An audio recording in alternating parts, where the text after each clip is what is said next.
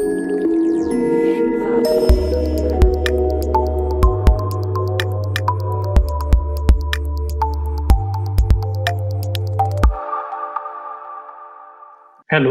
my name is Rupesh Chugani. I am a senior engineer in the file system group of NetApp based out of Bangalore.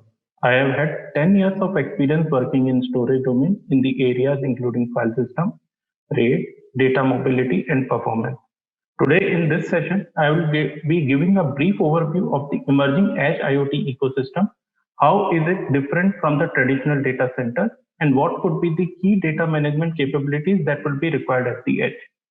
IoT and edge computing are emerging as key trends that are driving transformational changes across many industries. Gartner predicts that by 2025, 75% of the data would be generated at the edge.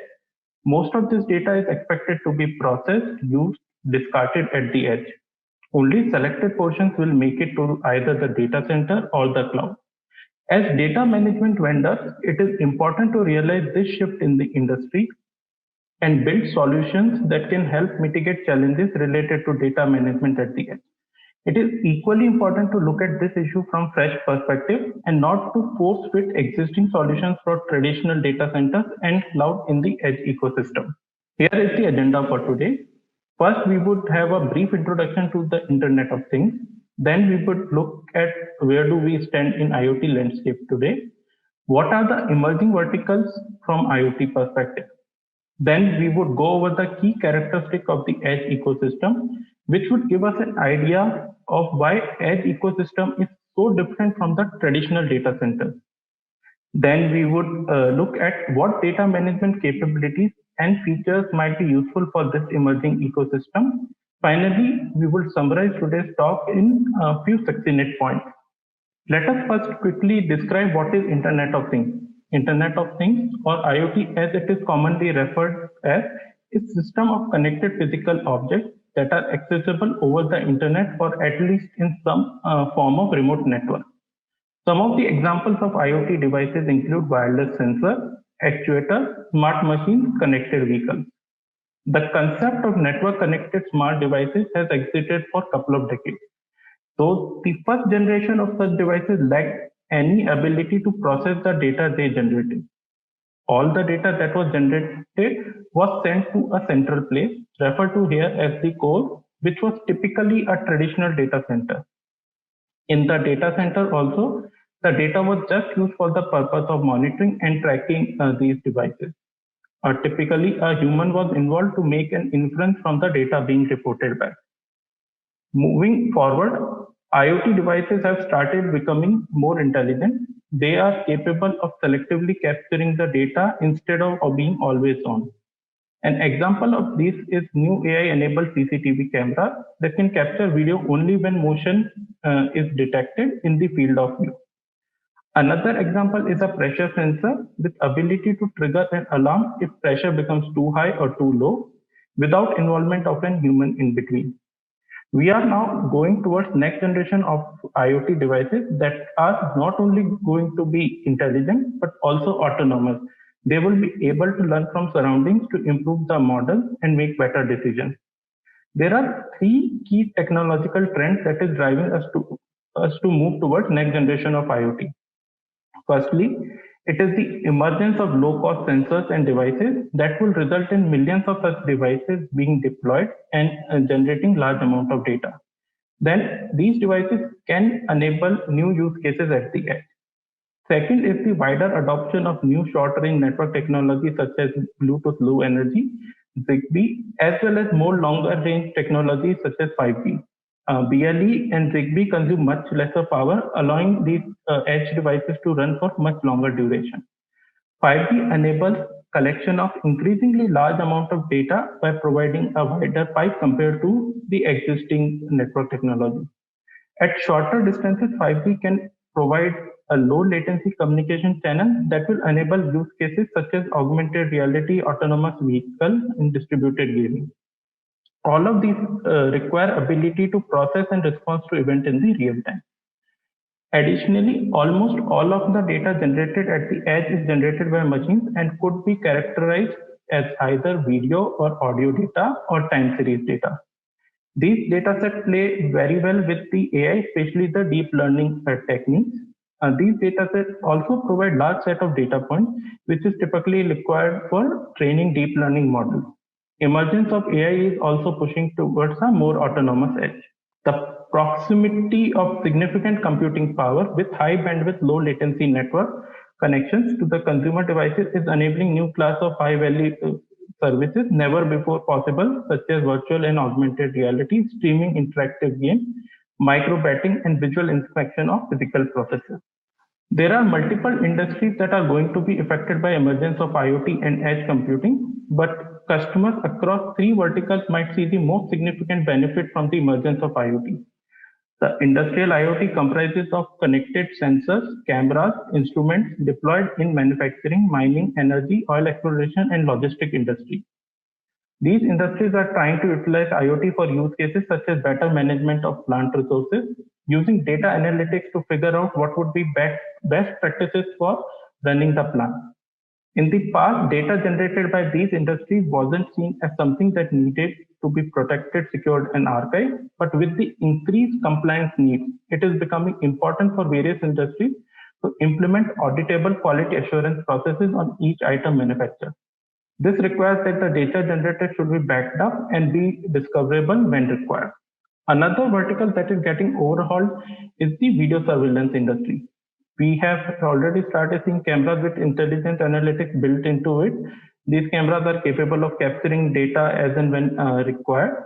They are also capable of enhancing the image quality to remove noise from the captured images. We are seeing next generation of video management software also coming into the market that can trace a person of interest across multiple camera feeds, both offline and in near real time. Usage of video is increasing not just for surveillance, but also for analysis of consumer behavior in retail environments such as shopping malls and departmental stores. The third vertical that is going to benefit from the rise of IoT would be the autonomous vehicle. Autonomous vehicle related use cases include data collection while testing and simulation. If it is a test vehicle, all the collected data is expected to be persisted, and such large amount of data would typically require offline offloading mechanisms such as data mule. If it is a production vehicle, most of the generated data would be analyzed within the 100 milliseconds of it being generated. There would be some amount of data that would be stored for each decision made by the autonomous software so that in case of an accident, sequence of events can be determined. Another use case that would emerge from vehicles being autonomous is that the driver will essentially become a passenger whose attention is available for things like in-vehicle entertainment, e-commerce in the car, and targeted advertisement. Let us now talk about the edge ecosystem. There is no single definition of the edge, but compared to traditional data center servers or even the personal laptop, edge devices have a very limited set of resources. But here also there is wide range of capabilities available. There are sensors or very tiny devices that are based off microcontrollers and have few KB to few MB of RAM and a limited computing power. Then you have devices that are typically represented by prototype boards such as Raspberry Pi or NVIDIA's Jetson Nano that are more powerful, having few GBs of RAM as well as multi-core processors. In case of Jetson Nano, you even get a GPU for AI processing. Edge also refers to the computational and the storage present near the devices that are generating the data rather than being just on the device that are generating the data. This is typically known as far edge. This can include telco edge deployed at mobile towers. Another example would be remote edge deployed within a single manufacturing plant far from the central headquarters of the company. From a storage standpoint, the amount of storage available here is also limited, varying from no persistent in case of sensors to few TBs in case of far edge. In many cases, the storage that is deployed is fixed in size and isn't easily extensible due to lack of ports available on the devices and also lack of physical space available where these devices are deployed. Most of the edge devices are based on ARM-based hardware rather than x86-based. The key reason for this seems to be that these devices need to be power efficient as many times they must operate on battery or limited power supply. Given the resource-constrained environment at the edge, containers would emerge as more appropriate choice of virtualization rather than the traditional virtual machine. Containers will enable a much higher density of application instances to be deployed. It would be impossible for a human to manage these large deployment of containers, and that is where Kubernetes might come in handy as it has become a de facto standard for orchestrating containers. Kubernetes would provide automated way of handling elastic demands, load balancing, resource isolation, and fault tolerance. Kubernetes and containers will allow edge to have a massive scale. Microservice is also important for the edge because that allows independent scaling of services and thus resulting in more efficient utilization of the edge resources. Also, it means that the services can be patched and upgraded independently, requiring a much smaller footprint of updates to be deployed at any given time. The services are expected to be loosely coupled. Standardization across multiple vendors is still a key challenge that needs to be solved for edge ecosystem. And it is possible that the increasing usage of open source tool will help define a consistent set of APIs that are required for application portability across the infrastructure. Open source technologies are maturing at a faster rate than in the past, and this would allow edge applications to be deployed on any infrastructure, potentially including public cloud. This would be one of the key challenges to be solved for the success of the edge ecosystem. In the first few slides, we have established how the edge ecosystem is evolving and what are the key forces driving that change. Now, let us specifically focus on the data management aspect of the data that is generated at the edge. I would like to go over four key data management features that would be most important for the edge workload. This includes intelligent data mobility, data security, storage efficiency, and autonomous management. At a high level, an end-to-end data pipeline involving edge consists of three stages. Edge, where data is ingested, core, where the main training happens, and typically a data lake is present for collecting all the data, and then the cloud, where data is archived. It is also possible to eliminate the core and do the training in the cloud itself. This would depend on the kind of data that is being collected and rules and regulations governing placement of the data. In the next slide, we will also look at the characteristics of the data as it flows through this pipeline. One would have to evaluate based on performance, total cost of ownership requirement, what infrastructure deployment options, be it cloud only, on-premise only, or a hybrid architecture makes sense for the organization. Emerging IoT data is being generated more and more at the edge, requiring new approaches for managing, analyzing, and securing and mobilizing this data as it makes its way through the corporate enterprise to all levels of the decision maker. Given the massive explosion of data at the edge, the data pipes will be too small and the transportation cost too high to move all the data to the core. Another major reason why focus is shifting towards the edge is because of latencies involved. Time to insight is being reduced by moving analysis closer to where the data is being produced and where the physical processes are that need to be controlled. Hence, there is a need to rethink how much data is transferred, retained, and organized. Applying edge-level analytics makes it possible to process and selectively pass on the data during the ingest. This will require a high-performance, ultra-low latency storage infrastructure at the edge. Moving data from the edge also requires smart data movers that can coalesce data, apply network transformations to reduce data, as well as only move the incremental changes rather than the complete files or data set every time. It is also possible that data would be replicated locally among peers for data protection, as the cost of moving it to a centralized location would be too high. This process cannot be driven based on predefined admin policies and pre-established relationship between peer devices, because the edge devices can come and go anytime. A more intelligent way of finding out the replication peer and moving the data to it would be required. There might be emergence of pull-based data migration mechanisms also, where an application determines what data it needs to selectively pull it for its purpose rather than first pulling all the data and then just using only what is required. There would be data movement back from core or cloud to the edge also in terms of new software updates and new training models being deployed. In this slide, we can also see that not all the data moves through all these stages, and this is expected to be true even within a single organization. The flow of data in IoT space is highly solution specific. Now let us talk about the characteristics of the data and the access pattern as it moves through the data pipeline. At the edge, the data traffic predominantly comprises of small to large files that are sequentially written. Most of this data is never modified in place. Time series data is append only forever. So is the video and audio stream. Even when data transformation is applied, it results in creation of new files rather than overwriting existing ones. Hence, workflow pattern is expected to be highly sequential for data ingest.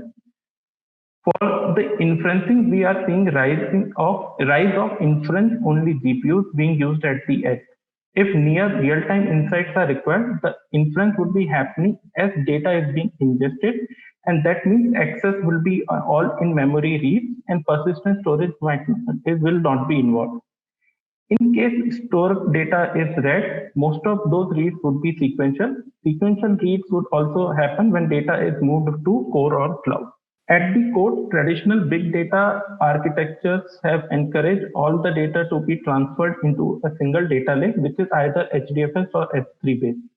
This might not be optimal for all type of data that is being generated at the edge. For example, time series data may be placed in graph databases or NoSQL or other NoSQL databases. Video, images, and audio files might be placed in S3 or a general purpose file system like NFS. The data lake of the modern multi-ecosystem architecture is a federation across multiple data sources, chosen carefully for the optimal placement based on the type of data that is being stored. The data needs to be cleansed and transformed before it can be used for exploration and model training. In the transformation stage, several processes must run to clean and to format the data based on the model's input format. As the amount of data grows, it can stress storage systems that cannot accommodate the growth and the associated performance needs of transforming the data quickly. The explore phase is compute intensive and consists predominantly of random reads data traffic of varying file sizes. Because the access patterns can vary, this step demands a robust storage system. The training stage demands very high compute cycles, and the data is moved in small chunks to the GPU caches for computation. So the data streams are predominantly random small file reads in nature. This stage demands that massive parallel data streams be accessed quickly to achieve high GPU utilization and high system performance. The demand translates to parallel bandwidth requirements that run into tens of gigabytes per second at a latency of less than 1 millisecond. The deployment stage is where the resulting training models are put into DevOps style repositories and are subjected to evaluation testing. The data might be fed back to the training clusters for additional iterations, or the model could be deployed back to the edge devices in mature IoT implementation. When the models are trained to achieve the desired prediction accuracy, they can then be exposed to the real world data. This step is called as inferencing. To accomplish high productivity, data must move seamlessly and efficiently through each stage of the pipeline in order. Because high quality data is an important factor in the success of training models, data growth can scale fast and unpredictably. It is vital to be able to use storage systems with a single namespace, enabling efficient and easy data management to cope with unpredictable scaling. This would also mean that the data ingested through one protocol should be available for consumption from another protocol. In large-scale deployments, the data growth can be staggering, and only small percentage of the data that is deemed hot would be retained at the core. Large volume of cold data would be moved to cloud for low-cost archival solution. This data still needs to be retained for compliance or future training purposes. Even though data is moved to the cloud, it should still be accessible selectively rather than like traditional tape-based archival solution where whole volume needs to be rehydrated even for accessing few files or one directory. There should not be much compute requirement in the cloud unless the training of the model is being done in the cloud. The access pattern would be write heavy and sequential.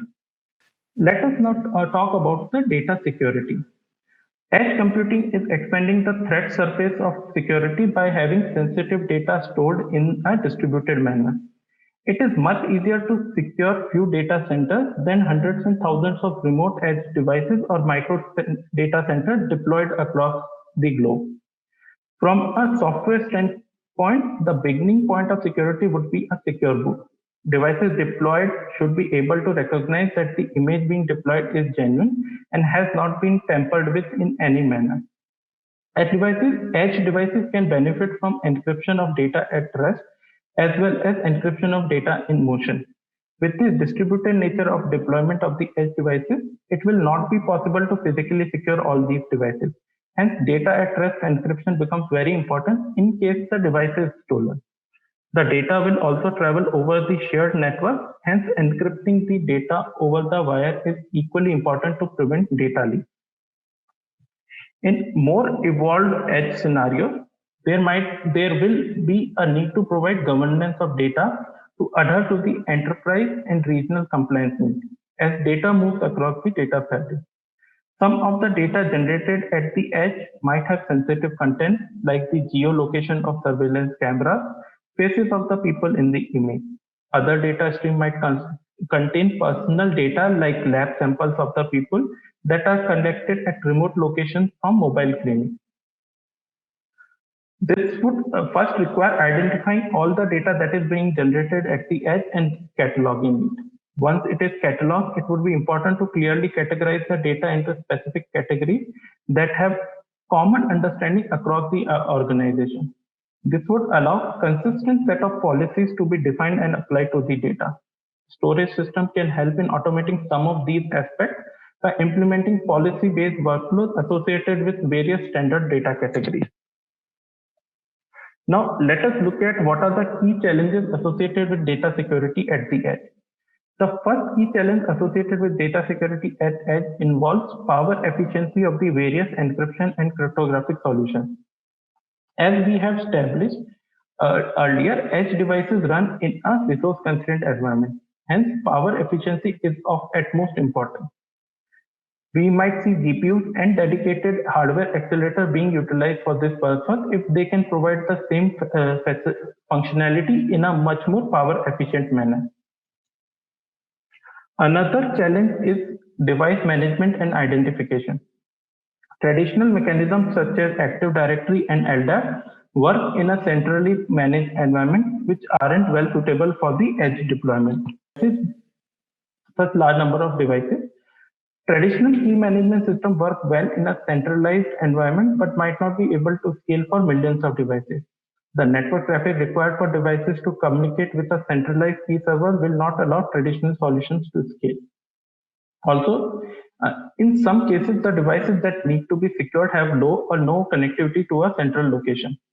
There are solutions emerging in this space, such as to fuse the key into the TPM module present on the device during the manufacturing process itself.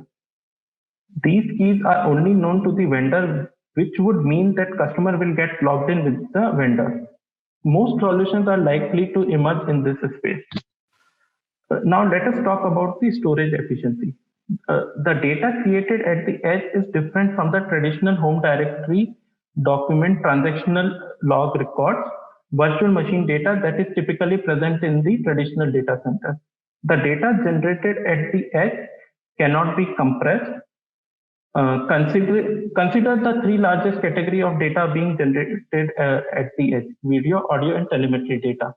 For video and audio, the data stream is already encoded to only send the change data between the frames.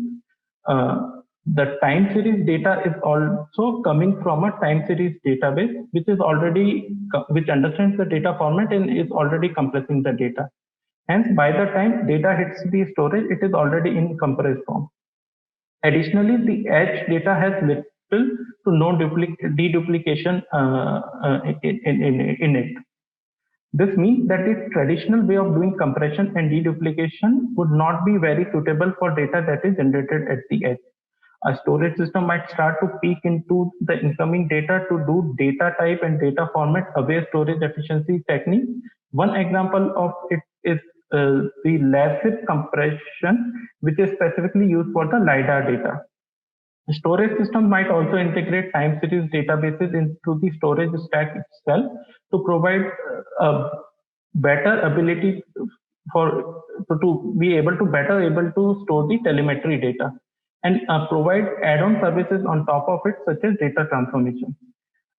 There are other techniques such as downsampling the incoming video stream, which is a form of lossy compression and are being used uh, in applications.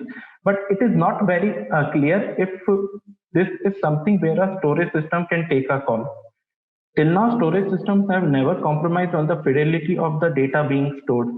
This is an interesting area of exploration and something to watch out for in terms of new and upcoming innovations. Now, let us talk about the autonomous management. Most edge deployments have highly automated installation and configuration procedures. These procedures are needed because installation and change management are zero-touch processes with no human in the loop to provide any feedback. The deployment would need to have robust support for automated rollback and state cleanup if the deployment doesn't go as planned.